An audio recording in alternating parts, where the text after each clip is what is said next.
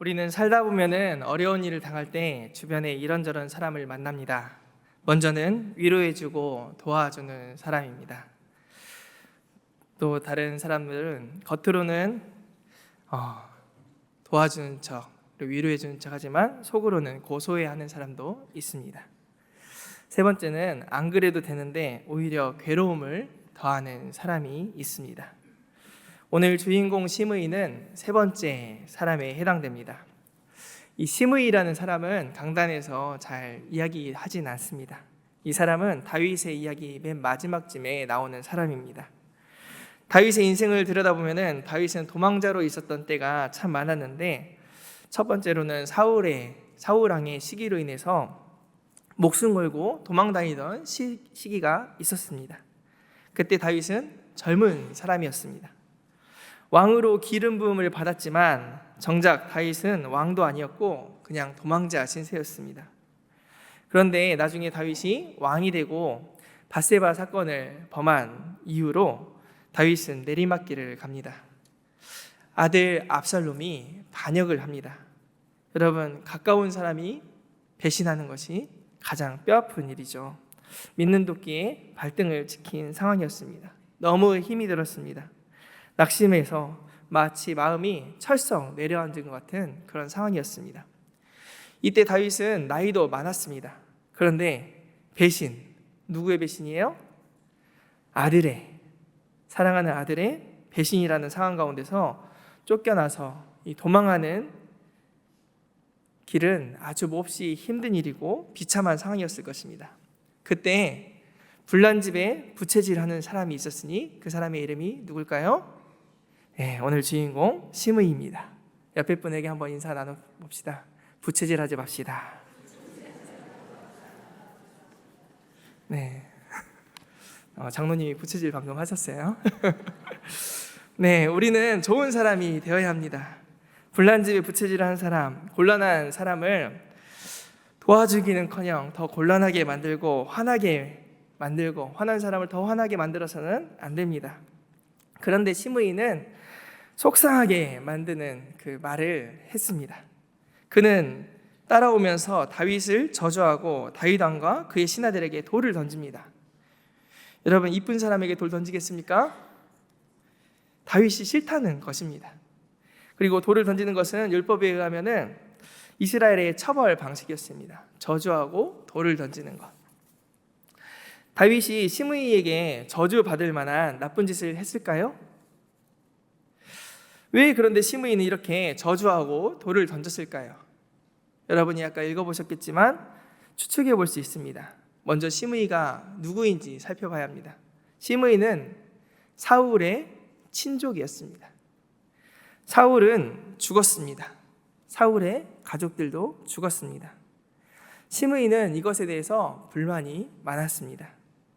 다윗이 그 뒤를 이어서 왕이 되었으니 다윗이 미웠습니다. 그런데 다윗이 왕권을 잃어버리고 도망가는 모습을 보고는 사울 족속의 흘린 피를 하나님께서 갚아주셨다, 이렇게 말하였습니다. 저주죠. 하나님의 보복이라는 것입니다. 다윗이 사울의 왕자를 빼앗은 대가를 이제 치르고 있다, 그런 말입니다. 8절에 보면은 너는 피를 흘린 자이므로 화를 자초하였느니라. 사울 가문과 다윗은 오랫동안 왕권을 놓고 전쟁을 했습니다. 사울 쪽 사람들의 입장에서 보면은 다윗은 그저 왕권을 빼앗은 사람일 뿐입니다. 만약에 사울 가문이 이 왕권을 이어받았다면 아마 사울 가문의 한 명이었던 이 시므이는 왕실의 관료 한 자리쯤 차지했을지도 모릅니다. 그런데 그는 숙청 대상이고 경계 대상이고 정치에는 전혀 관계할 수 없는 사람이 되었습니다. 밀려난 것입니다. 시므이는 이런 현실에 불만을 가지고 있었던 것으로 보입니다. 그런데 다윗이 떠나가는 모습을 보고는 이제 다윗 시대는 끝장났다 생각한 것입니다. 압살롬에게 왕위가 넘어갔다고 쌤통이라고 생각했습니다. 하나님께서 압살롬에게 왕위를 넘기셨다고 쌤통처럼 여겼던 것입니다. 그래서 그는 평소 가지고 있었던 불만을 터뜨리면서 계속해서 저주를 하였습니다. 몹쓸 말을 하고 돌을 던졌습니다. 죽으라고 했습니다. 다윗은 아주 치욕적이었을 것입니다. 신하들도 다 있는데 보면 좌우에 호위하고 있었는데 시므이가 돌을 던지고 그렇게 저주를 합니다. 성경에 보면은 우리 성경에는 사악한 자여 피 흘린 자여 가거라 가거라 가거라 가거라 했는데 공동 번역에는 이렇게 번역이 되어 있더라고요. 거칠게 꺼져라 이 살인자야, 꺼져라 이 불안당 같은 놈아. 욕설이고 막말을 퍼부었습니다. 그런데 이상하게도 시므이가 하는 말은 성경에 나온 다윗의 모습과는 좀 다릅니다. 여러분, 다윗이 사울을 죽였습니까?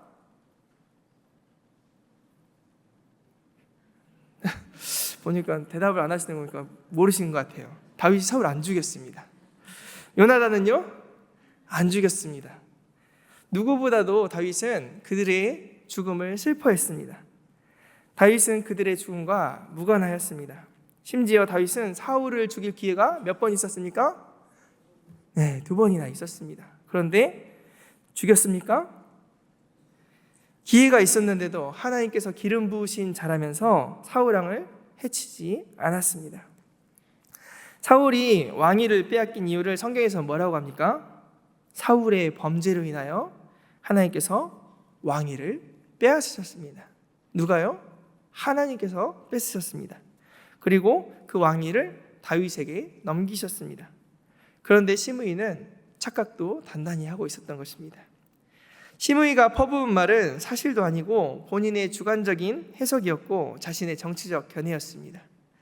시므이는 베냐민 사람으로 자기에게 맺힌 원한, 그 쌓인 것을 다윗에게 막 푸는 것이었습니다. 시므이의 저주를 듣고 있던 다윗의 신복 중 하나였던 아비새는, 그 장군은 이렇게 말합니다.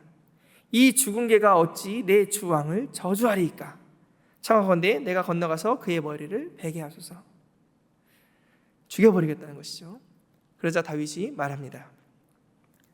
10절을 보면 하나님께서 그에게 나를 저주하라고 하신 것이라면 내가 뭐라고 할 수 있겠느냐. 시므이의 저주는 하나님께로부터 말미암았을지 모른다 말하는 것입니다. 자신과 하나님 사이의 문제라는 것입니다. 여러분, 그런데 이렇게 억울한 상황을 여러분들이 맞닥뜨리면 여러분들은 이렇게 그 저주를, 그 돌 던지는 것을 받아들일 수 있겠습니까? 어려울 것입니다. 내가 하지도 않았는데 나를 모함하고 나를 억울하게 만든다면 그것을 견디기 힘들 것입니다. 저 같으면 정말 화가 나서 내가 안 그랬어 이렇게 한마디 할 것 같습니다. 다윗은 그 상황에서 자신을 변호하려고 하지 않았습니다. 보복하지도 말라고 말합니다. 이 역경과 고난을 자기에게 하나님께서 허락하신 일이라고 받아들입니다. 그리고 11절에 보면 내 몸에서 난 내 아들도 내 생명을 해하려 하거든 하물며 이 베냐민 사람이겠느냐. 자신의 친자식인 압살롬도 반기를 든 마당에 시므이의 문제는 아무것도 아니라는 것입니다. 다윗은 그러면서도 기대를 가지고 있었습니다. 하나님께서 자신이 당하는 이 고난을 보시고 선으로 갚아주실지도 모른다는 신뢰를 보이고 있습니다. 12절을 보면 혹시 여호와께서 나의 원통함을 감찰하시리니 오늘 그 저주 때문에 여호와께서 선으로 내게 갚아주시리라. 다윗은 즉각적으로 시므이에게 대항하지 않았습니다. 죽이려고 마음만 먹어도 죽일 수 있었을 것인데 그는 하나님의 뜻을 기다리기로 합니다. 그리고 시므이의 저주를 받아들입니다. 삼킵니다. 그리고 자기 길을 갑니다. 13절에 보면 다윗과 그의 추종자들이 길을 갈 때에 시므이는 산비탈로 따라가면서 저주하고 그를 향하여 돌을 던지며 먼지를 날리더라. 시므이가 참 징합니다.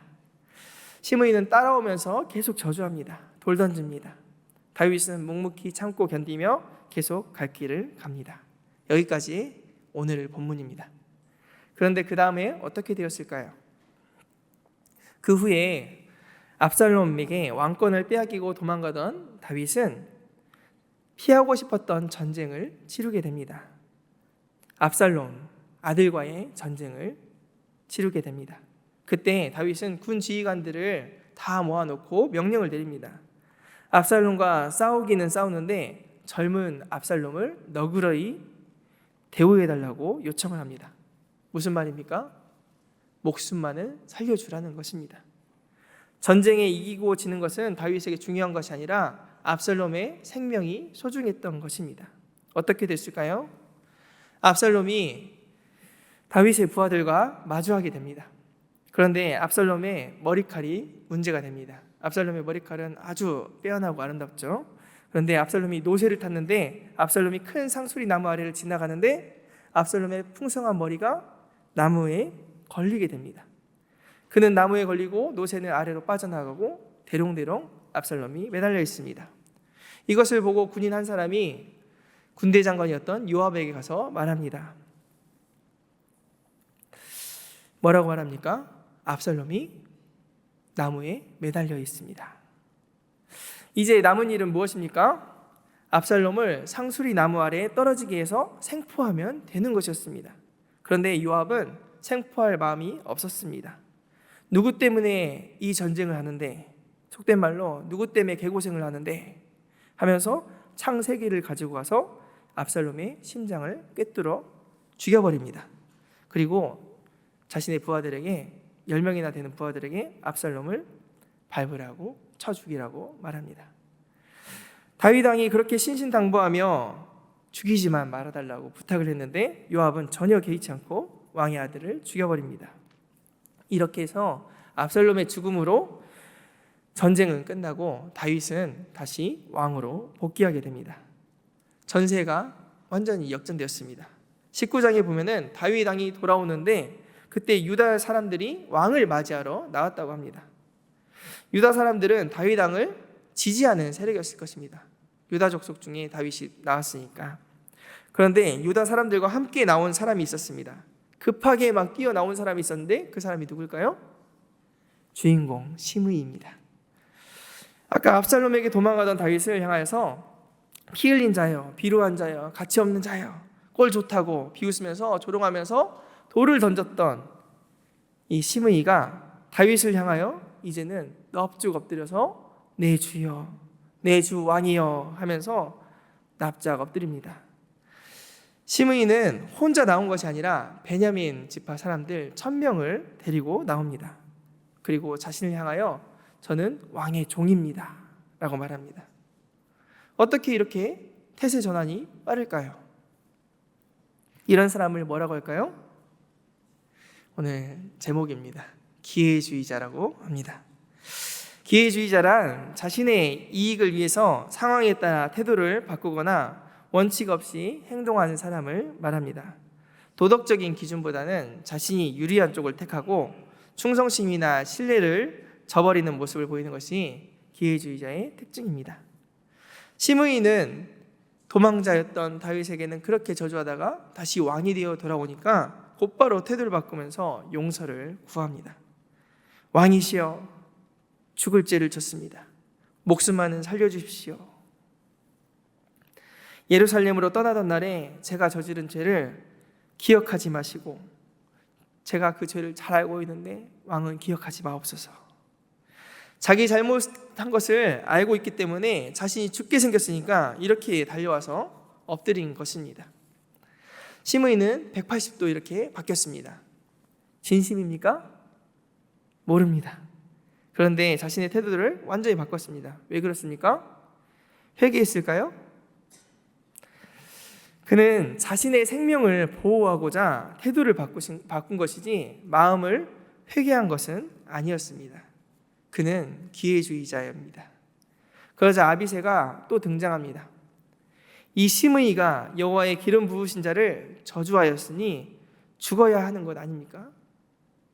죽여버리겠다는 것입니다. 다시 한번 본때를 보여주겠다고 말합니다. 이것이 사실 자연스러운 반응이죠. 그런데 다윗은 이스라엘 가운데 이날 사람을 죽일 수 없다고 말합니다. 이제야 이스라엘 왕이 된 것 같은데 이런 날 이스라엘 사람을 죽일 수 없다 말합니다. 그리고 시므이에게 말합니다. 네가 죽지 아니하리라. 여러분, 다윗은 자존심도 없고 속도 없는 사람이어서 용서한 것일까요? 아닙니다. 사무엘하 16장을 보면은 다윗의 생각을 읽을 수 있습니다. 다윗은 이 모든 것이 하나님께로부터 왔다는 고백을 계속 하고 있습니다. 내가 왕이 되고 싶다 해서 왕이 되는 것도 아니고 하나님께서 은혜를 주시면 나를 도로 인도하실 것이라는 믿음이 있었습니다. 15장 25절, 여러분 앞장에 있는데 15장 25절을 한번 보겠습니다. 같이 한번 읽어볼까요? 15장 25절입니다. 왕이 사독에게 이르되 보라, 하나님의 궤를 성읍으로 도로 메어가라. 만일 내가 여호와 앞에서 은혜를 입으면 도로 나를 인도하사 내게 그 궤와 그 계신들을 보이시리라. 아멘. 하나님께서 은혜를 주시면은 도로 찾을 수 있을 것이다. 도로 그 왕위를 찾을 수 있을 것이다 말하는 것입니다. 어디서 많이 들어본 말씀 아닙니까? 욥입니다. 욥은 하나님의 주권을 인정했습니다. 갑자기 욥을 이야기하니까 당황스럽죠? 욥이 고난을 당했을 때 욥이 했던 고백이 있습니다. 욥기 1장 21절에 보면 주신 이도 여호와시요 거두신 이도 여호와시오니 여호와의 이름을 찬송할지어다. 여호와의 이름이 찬송을 받으실지니이다. 주신 분도 하나님이시고 거두신 분도 하나님. 하나님의 주권과 은혜로 여기까지 왔다고 고백을 했습니다. 누가요? 욥이. 누가요? 다윗이. 그러면 또 누가 고백해야겠습니까? 우리가 고백해야 합니다. 여러분은 여러분이 잘나고 힘세고 잘생기고 멋있고 예쁘고 그래서 여기까지 왔습니까? 아닙니다. 어디 한 군데만 어긋나기만 해도 안 되는 것이 우리의 인생입니다. 그래서 우리는 많이 말하지 않습니까? 하마터면 큰일 날 뻔했네. 큰일 날 뻔했네. 한치만 더 갔으면 큰일 날 뻔한 적이 얼마나 많이 있지 않습니까? 교통사고도 날 뻔했고. 다윗은 하나님이 하신 일이라고 믿었기 때문에 심의의 저주 또한 하나님으로부터 온 것이라는 생각을 했습니다. 그리고 그것을 받아들인 것입니다. 그리고 원수 갚는 것도 자신의 일이라고 생각하지 않았습니다. 로마서 12장에 보면 원수 갚는 것이 내게 있으니 내가 갚으리라 하나님을 말씀합니다.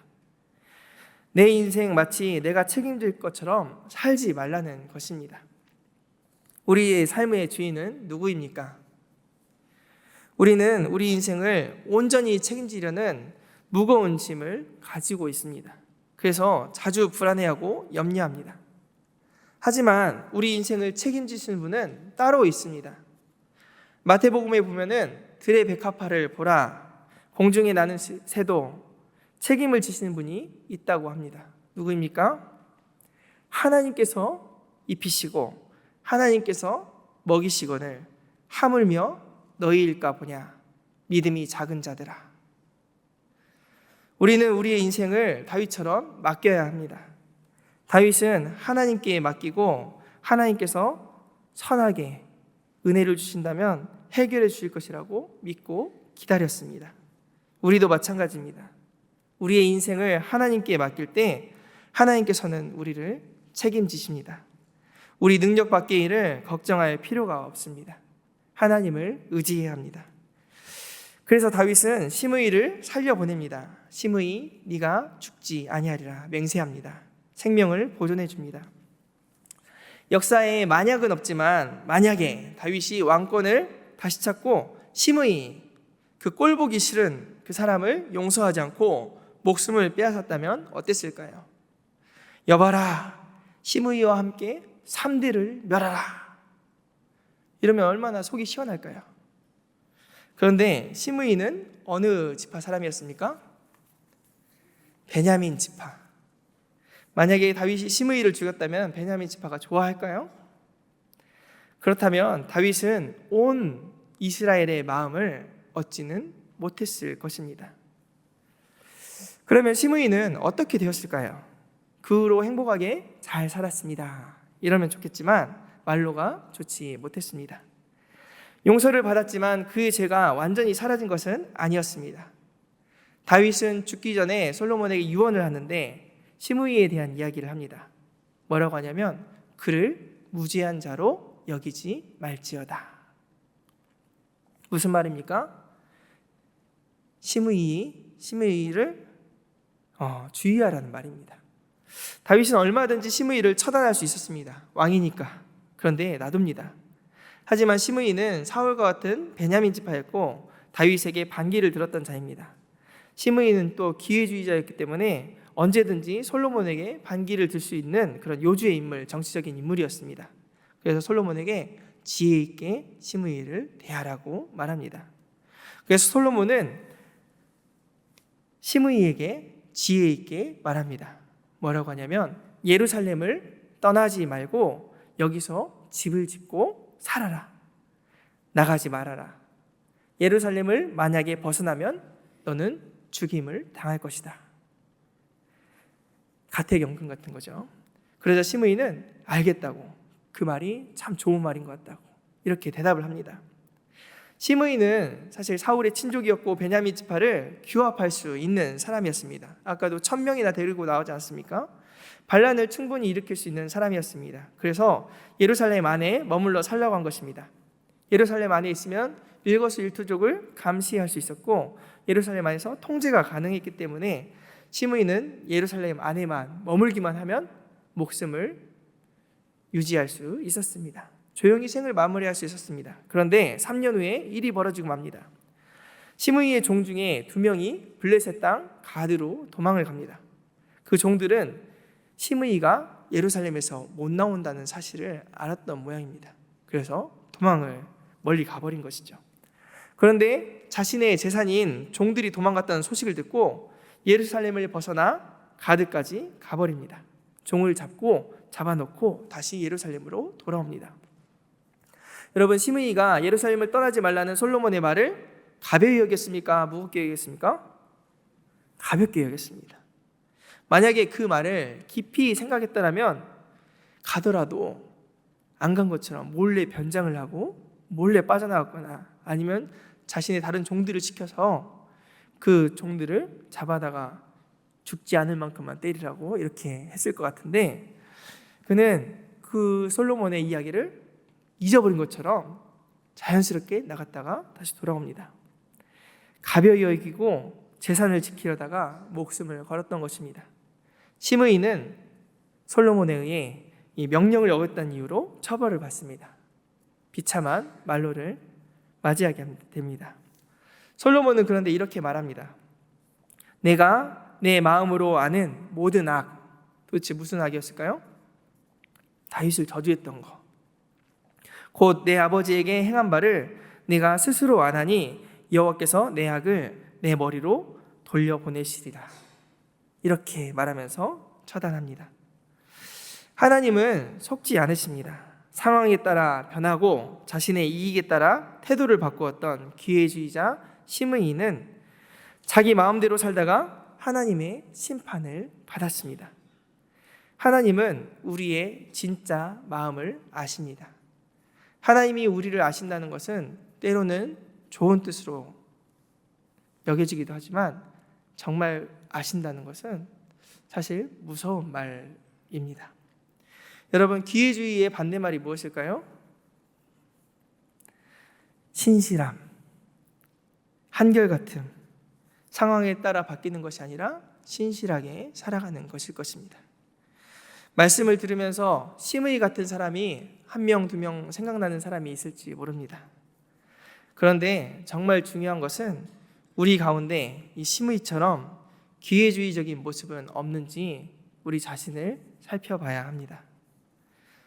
상대방을 기분 좋게 만들려고 마음에도 없는 말 여러분 해보신 적 있습니까? 입이 있으나 말은 못하는 것이 네, 우리입니다. 앞에서는 아첨을 하다가 다른 곳에서 흉본 적은 없습니까? 다른 사람에게 잘 보이려고 심지어 영적인 부분조차도 거룩하게 보이려고 하는 마음이 들지는 않습니까? 모든 영광 하나님께 이렇게 말을 하면서도 내가 잘났다는 듯이 은근히 뻐기려는 마음이 있지는 않습니까? 남이 어려울 때 위로하면서도 속으로는 고소해하는 모습이 있지는 않습니까? 여기 가서는 이 말을 하고 저기 가서는 또 다른 말을 하는 그런 모습이 우리 가운데 있지 않습니까? 이런 모습이 기회주의의 모습입니다. 하나님은 이런 모습을 기뻐하지 않습니다. 우리는 자꾸 자신의 모습을 돌아보면서 이런 모습이 혹시나 있지 않는가 하면서 속아내야 합니다. 잘라내야 합니다. 우리는 온전하지 못하기 때문에 늘 자신의 모습을 말씀에 비춰서 가다듬어야 되는 것입니다. 신앙은 기회주의가 아닙니다. 심의처럼 순간의 유익을 위해서 살아가는 것이 아니라 중심을 보시는 하나님 앞에 진실하게 신앙인으로 살아가는 저와 우리 모든 성도님들 다 되시길 바랍니다. 기도하겠습니다.